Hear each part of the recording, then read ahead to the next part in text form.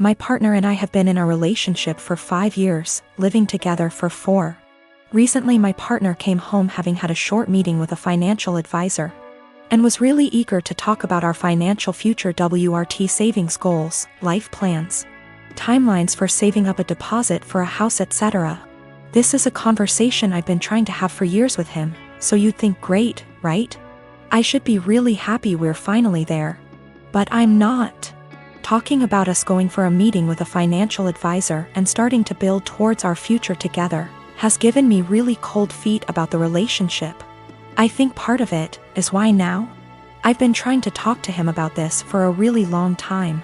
With renewed efforts at the start of this year when I landed my first full-time salaried position and was working out my budget / personal savings goals. Just 4 months ago he wouldn't have a conversation about it.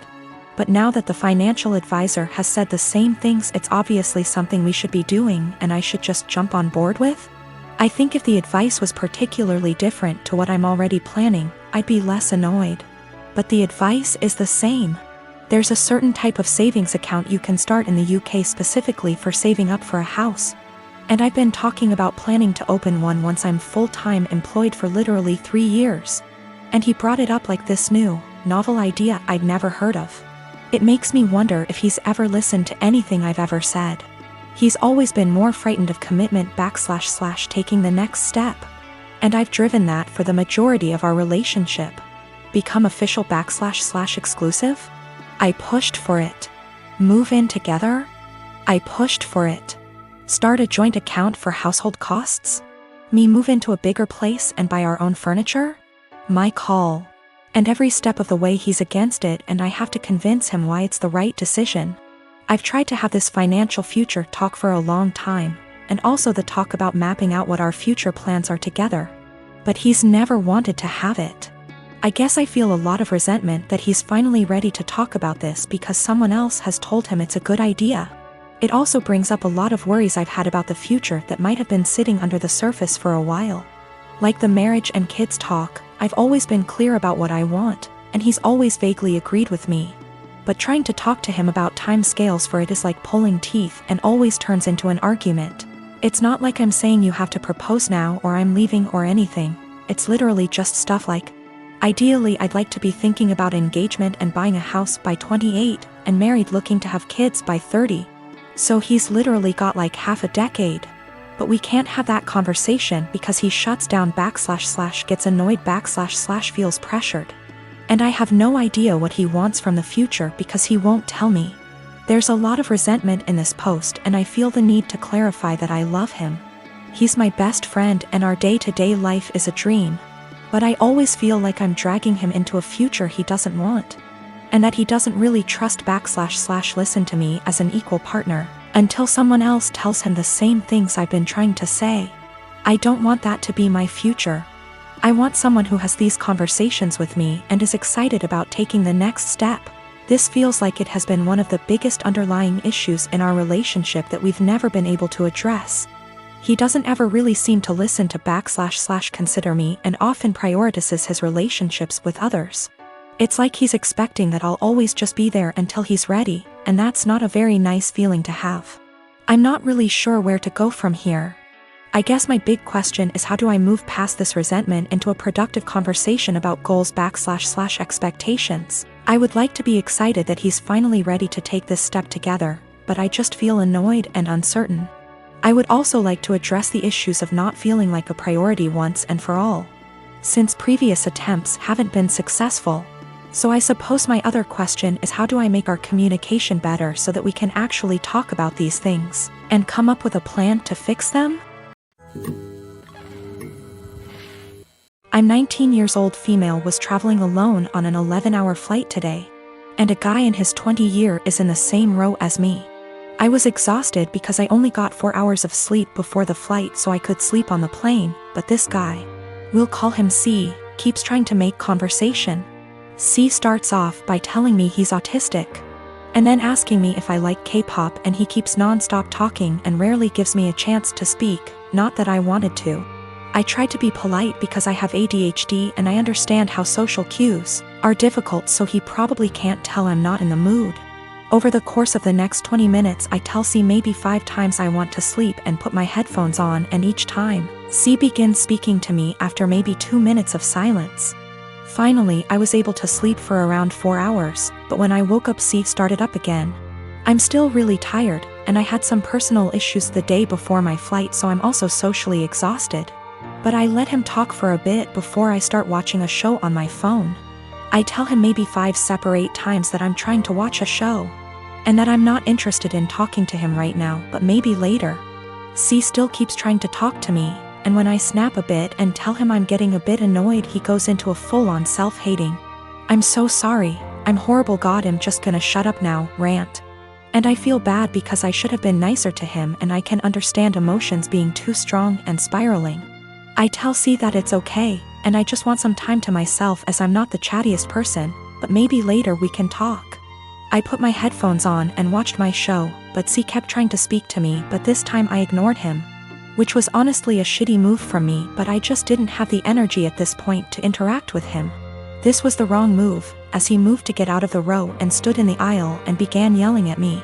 I didn't catch everything he said, but it was along the lines of, "Why can't women believe not all men are bad? Some men are on your side. I'm a nice guy, why are you ignoring me?" He storms off to the bathroom, and I take that chance to ask a flight attendant if I can change my seat because he really freaked me out, and I didn't want to have a panic attack on a plane.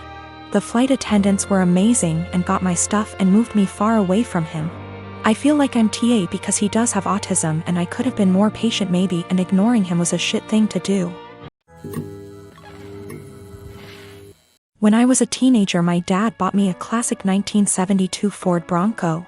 It was my true passion, and I don't recall a memory from high school that somehow doesn't involve that truck. Plus my dad and I would spend hours and hours working on it together, and we went through that especially father/son rough patch. When I was teenager, it was always that Bronco that brought us back together. I made a huge mistake and sold the truck when I turned 19, and my dad died of a heart attack 2 months later, so while not logical, I've always felt a karmic connection between the two events. We had a baby in early February. She is our first and the light of my life. My wife is doing well, but she's back at work, and she's realized that she hates all the daycares we've tried and really wants to be a stay-at-home mom, and plus she's still very hormonal from delivery. Lack of sleep and breastfeeding, so she's having a rough time and is angry a lot. I guess I need to say this. 2 weeks ago I was driving through our town's warehouse district and saw a Bronco that was pretty beat up but resembled mine. I stopped just for nostalgia's sake, and the owner came out and let me take a look inside. My dad and I had glued a wheat penny under the dash as sort of security measure, so I just sort of checked, and goddamned if it wasn't my Bronco. I asked him if he'd ever consider selling it. He said actually someone was on I-25 as we spoke from Colorado to buy it for $21,000. I freaked out and asked him if I could buy it right then and there for $23,000. He said if I could come up with the cash, yes.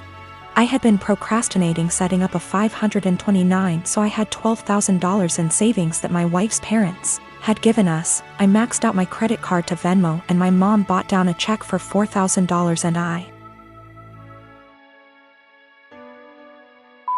drove away in my old car. It was like a dream come true. Like a literal dream come true. It needs a lot of work I can't afford right now, but it's mine. Like in my driveway, mine. Again. I can't even describe what a joy this is. My wife and her parents are furious with me. They feel I was deceptive, that a real man would have sacrificed anything and everything so my wife could go stay at home with his kids, and that's setting aside that they gave us the money for a college fund. My point is, my daughter is only 6 months old. We have 18 years to set up a college fund of her. But this Bronco means everything to me, and if I wouldn't have acted it would have been gone forever. Now it can be that same connection between me and my kids. To me, it's the literal meaning of happiness. I talked with my mom, and she is basically going to buy the Bronco from me in order to refill the college fund and pay off the credit card. The $4,000 will be a gift, and she's going to give me whatever I need to restore it. She's always been awesome to me, and she's rather the money be spent now than wait for me and my sister's inheritance. I didn't tell my wife that my mom bailed me out and lied and said I found a buyer for the Bronco. I'll figure out how to cross that bridge when I get there, but my wife was so relieved that I had come to your senses. I don't want to disappoint her. It's going to take all my lying skills to pull this one off over the next few years. I have 3 children, the oldest being 16M. For my birthday last week, my son went out and bought me this swinging hammock chair that I had been wanting for 2 years, and it cost him quite a bit of his saved money, which I fully intend to put back into his bank account so he can continue saving. He was so excited to see me open this gift and couldn't wait to help me set it up. I told him he shouldn't have, that it was a lot of money, and his response was, "You never get anything nice. I wanted you to have it." And it was true. I usually don't get anything for my birthday or Christmases outside of Tupperware or soaps. So it might sound stupid, but I have cherished this swing ever since he got it for me. Especially where I finally have something nice that's mine. My sister-in-law comes over once a week to see all of us, and she immediately headed straight for my swing, which my son hooked up on our deck. I told her to please not sit on it, and she said, "Is there a weight limit?" So I told her yes, 250 pounds, and I even showed her the box to confirm. She was not upset about this. She just said, "That's a bummer. They need to make something capable of holding us big girls." I simply agreed with her and went about my business. At this point, my husband shows up from work. When I went inside to grab us some drinks, her and my husband are talking on the porch, and not even 5 minutes later I hear a loud crash. I go out, and sure enough, she had sat in my swing, and the crochet netting around the hook snapped on one side, causing her to fall right on her ass. She is sitting there laughing, gets up and says, "I guess I need to learn to listen." So I lost it. As I said above, I literally never get anything nice. Never. This is the one thing that I had that was mine, and it didn't even take someone a freaking week before they ruined it for me. So I said, "I literally just told you not even 20 minutes ago that it would not hold you, and to please not sit in it." She makes some comment about, "Usually the weight limit is a lie." I thought it would hold. So I said, "The weight limit probably would have held if you were only 50 pounds heavier than it, not 150. She is 420-ish lbs because she is one of those girls who eat food on camera for money, and she absolutely loves her weight. But regardless, instead of apologizing or offering to compensate me for my destroyed item, she has resorted to saying I'm a shitbag for making her feel like her weight is a problem and my husband is on her side.